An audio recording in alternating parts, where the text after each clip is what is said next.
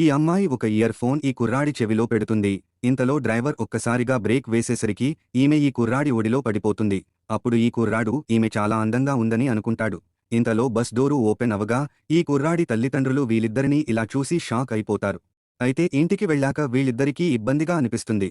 కానీ ఈ కుర్రాడి తల్లి మాత్రం సంతోషంగా ఉండి ఈ అమ్మాయి చాలా అందంగా ఉందని అనుకుంటుంది.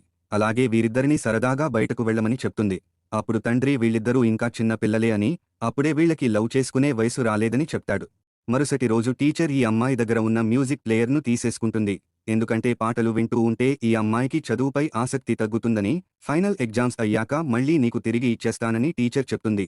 దీంతో ఈ అమ్మాయి డిసప్పాయింట్ అవుతుంది. అయితే స్కూల్లో రేడియో ఆపరేటింగ్ చేసే వ్యక్తిని మార్చుతారు. అప్పుడు ఈ కుర్రాడు వెళ్లి ఒక సాంగ్ ప్లే చేస్తాడు. అయితే ఈ సాంగ్ గత రాత్రి ఈ అమ్మాయి బస్సులో వెళ్తున్నప్పుడు ఈ కుర్రాడికి వినిపించిన సాంగ్.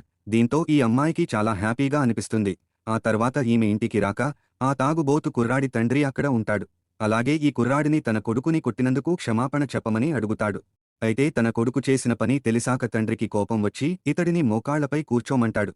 వెంటనే రాడ్డు తీసుకుని తన కొడుకుని కొట్టడం స్టార్ట్ చేస్తాడు.